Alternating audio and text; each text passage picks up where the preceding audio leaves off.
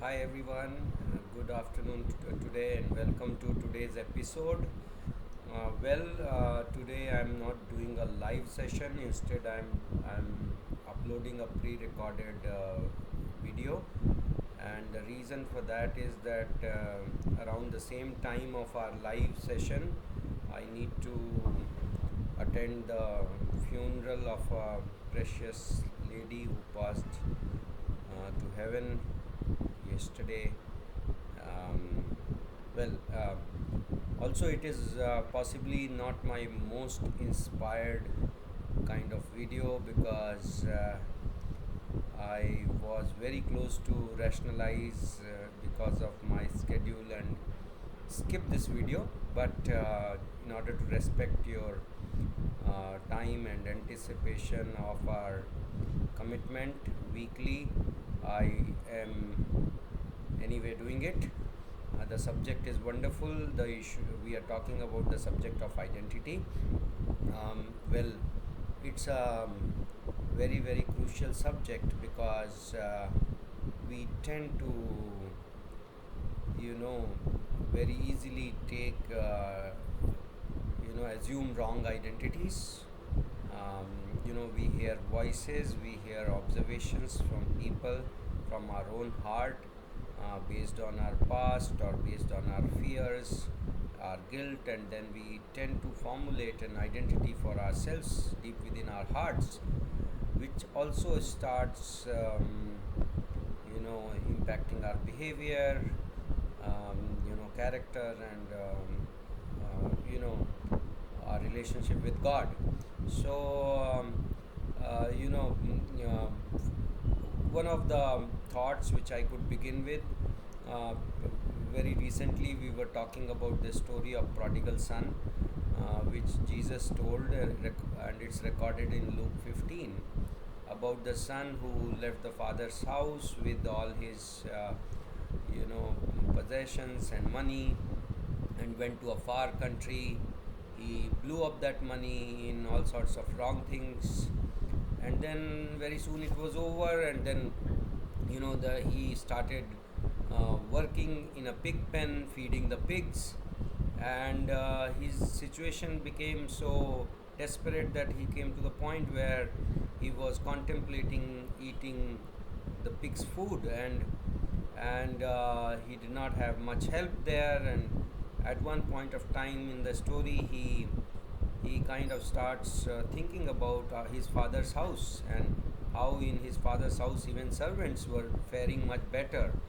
And then he says to himself that, I'll go to my father, ask for his forgiveness.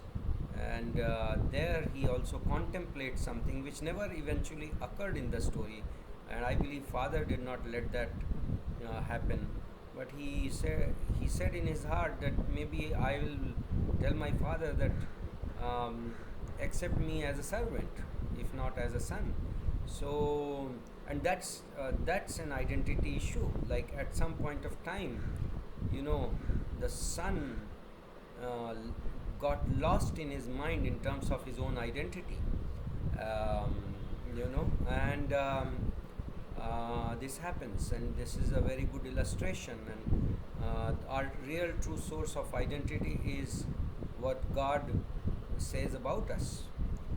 On a lighter side, I have a joke for you. And one morning a man was walking with his dog, and and the person he met a person on the way, and the person addressed him, uh, "Good morning," and "What a nice looking donkey."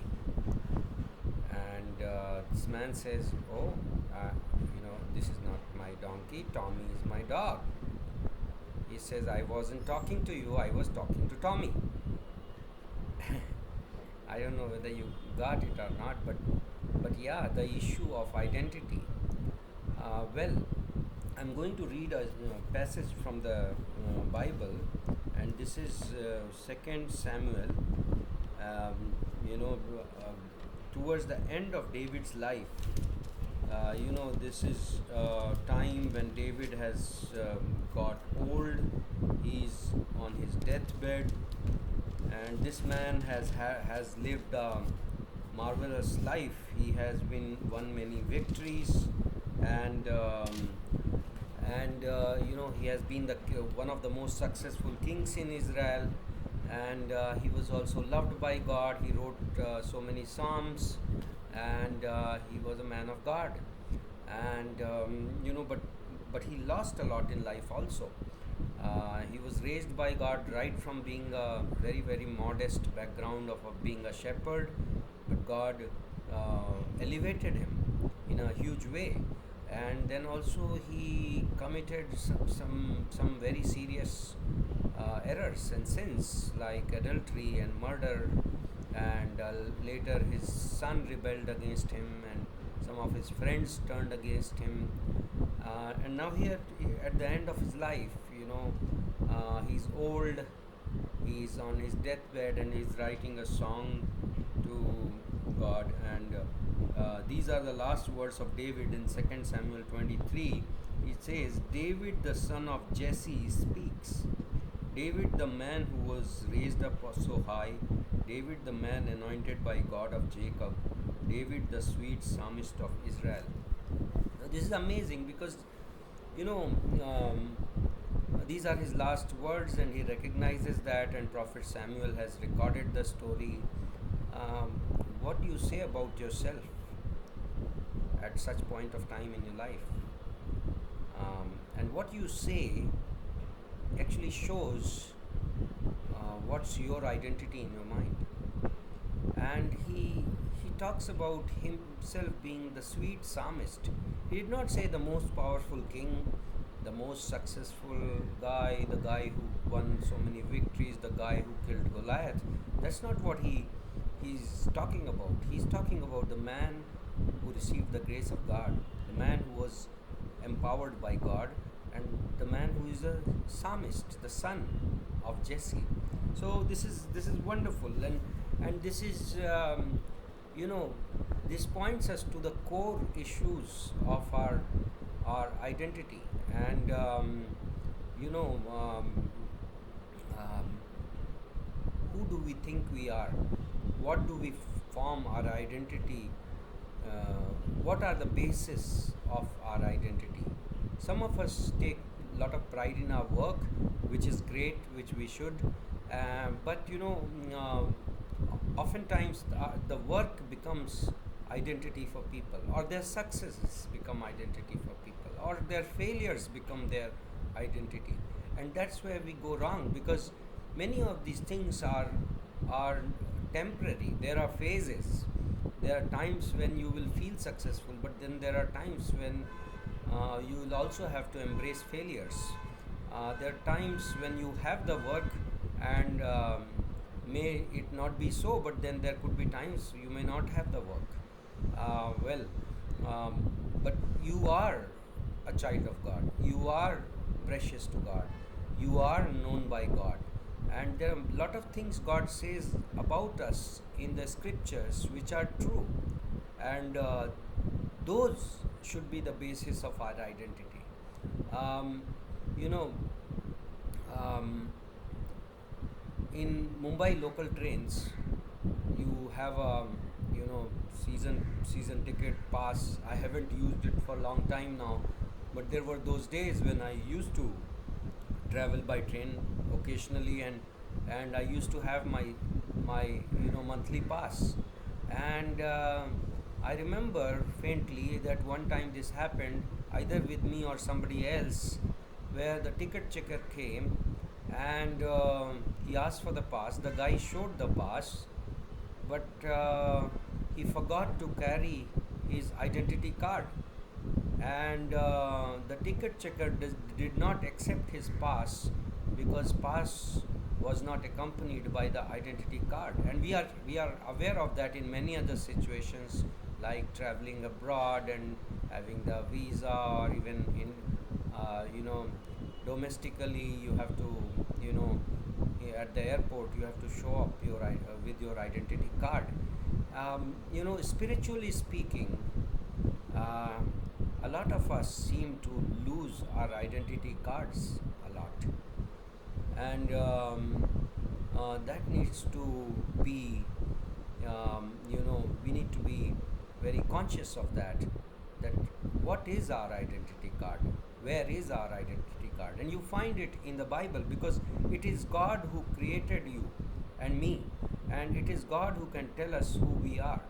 And Scripture is quite abundant with how God sees us.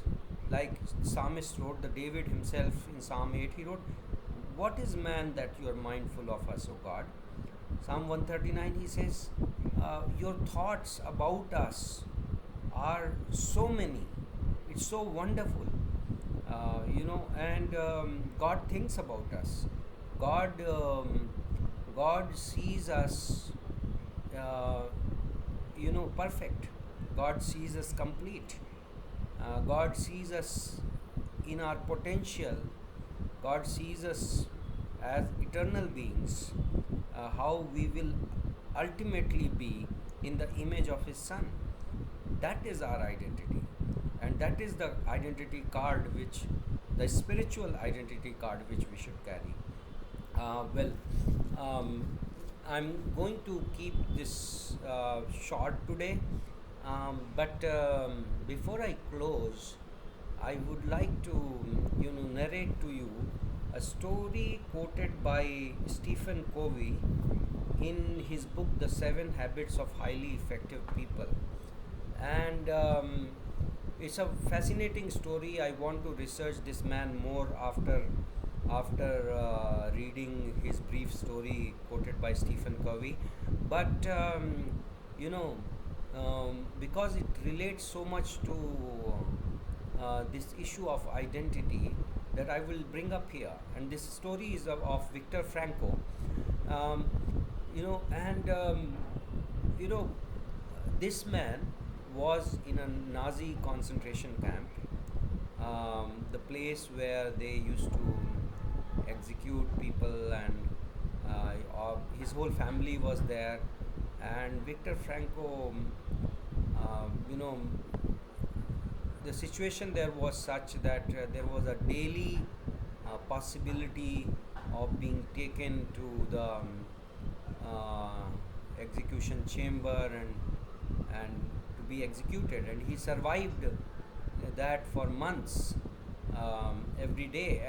And even the survival wasn't all that encouraging thing there, because the survivors were the ones who used to carry around the dead bodies of their own friends and families and all that. Now, in this situation, Viktor Frankl discovered an amazing secret of self-awareness. And Stephen Covey quotes, he talks about this concept of self-awareness, and he says man is the only being in this universe, on the earth basically, who is capable of self-awareness. Animals are not. Animals can be trained, or animals can have awesome instinct, and they can be trained to do some great things, but they cannot exercise self-awareness and freedom of choice. Um, and Viktor Frankl, in that prison cell, Nazi camp, Viktor Frankl discovered that. And how he did, what he did was, he started observing himself, his own responses to various triggers and situations.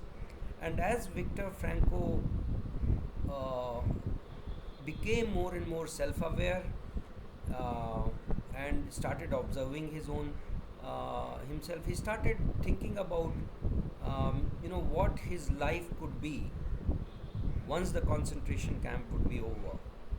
Like, he imagined himself going to his uh, in his class in front of his students and sharing the stories from the concentration camp. uh, and what he did, and that started giving him tremendous freedom while he was in the camp in the depressing circumstances. And ultimately, Viktor Frankl came out. He became an awesome, inspirational author, and it became an amazing story. And this actually teaches us something amazing.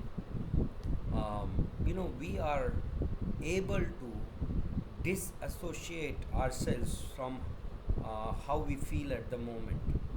Um, we can disassociate ourselves from our circumstances for a moment and look at ourselves in terms of who we really are.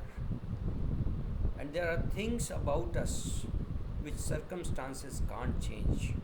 Our feelings and emotions can't change. We are who we are, irrespective of what we may be going through at the moment. And it's amazing to practice that. Our identity cannot be formed by our feelings. Um, our identity is something which is more than our circumstances, more than our feelings, more than um, our emotions. Our identity is something what God says about us. So, so this is amazing, and I would leave you at that today. I'm also suggesting that maybe we have done 28 episodes live in this series. I'll probably take a break, and you can watch out for more announcements in my channel for when we resume. Um, you know, Thanks for being here. Thanks for watching these. I hope these edify you, build your faith, give you some taste of reality, and if you have anything to share with me, please feel free to write in the comments. I will respond. I will read, and I hope you guys do great in your life, and hope to connect again. God bless you.